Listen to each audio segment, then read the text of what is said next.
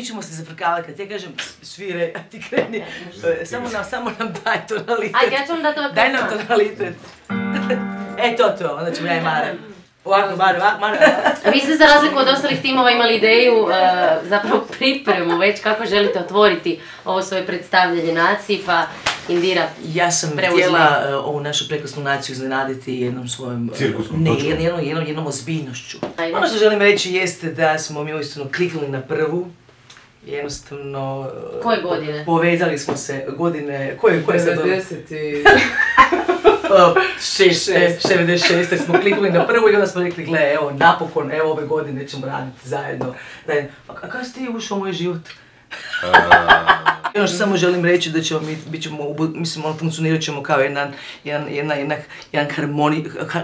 harmonična ekipa. To je jako bitno. Kako je izgledao taj poziv u ekipu The Voice-a? Ja mislim da... Hranu uvijek dobro ćemo jesti, dobro ćemo piti, a onda ćemo... Marija, šta ti odgovara? Ma morala sam sad da je posjetim. Na obećanje, da je posjetim na obećanje. Marija! Stani, trebam te! A kao u dućanu, odgovor. I on, šta je bilo? Jel ti zvao Boris? Nije. Dobro, brzo, daj. Tako da, bio je naravno energičan, bio je vrlo spontan i vrlo... I ne možeš da ne pristaneš. Upravo to sam da, ne možeš da ne pristaneš. Ne možeš ti odbiti... Pristup jedan takav di odgovor ne mogu, razmislit ću, ne postoji. Pa hajde reci nam, Borise, jesi dava neke već, onako... Instrukcije. Da, možemo reći instrukcije, Indiri, kakve kandidate želiš u vašem timu? Pa gle, to će ona odlučiti zapravo ko je ona, mi ćemo samo pripomoć. Ona je tu vođa glavna u timu, mi ćemo sugerirati, predložiti, možda možda je nagovoriti, potplatiti, ne znam šta što. Ja ću je nagovarati. Ali definitivno pa imaju ona nos za talent. Ima s obzirom da si jedina mentorica, a dečki su ti nabrijani, samo ću ti to reći. Oni su jako nabrijani, ali dobri su mi dečki. Ma da, ali ćeš igrat na tu kartu, znaš kao... Aha, ja sam cura, ja sam žena.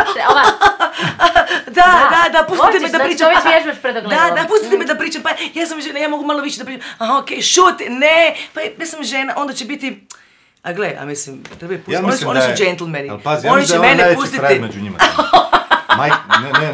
igra ti ona... Pozdrav Toniju, pozdrav Žaku. Ne igra ti ona na novu varijantu. Ne, pa mislim da iza svih nas stoji jedan ozbiljan rad. I iza Borisa kao producenta, Ire kao pjevačice i mene također, tako da svi imamo utakmice u nogama i što se tiče koncerata, i projekata, albuma, pjesama. Mislim da ćemo se tu genijalno nadopuniti i da baš zato te nekakve naše različitosti koje nosimo su naše bogatstvo koje možemo prenijeti našim kandidatima. Tako je.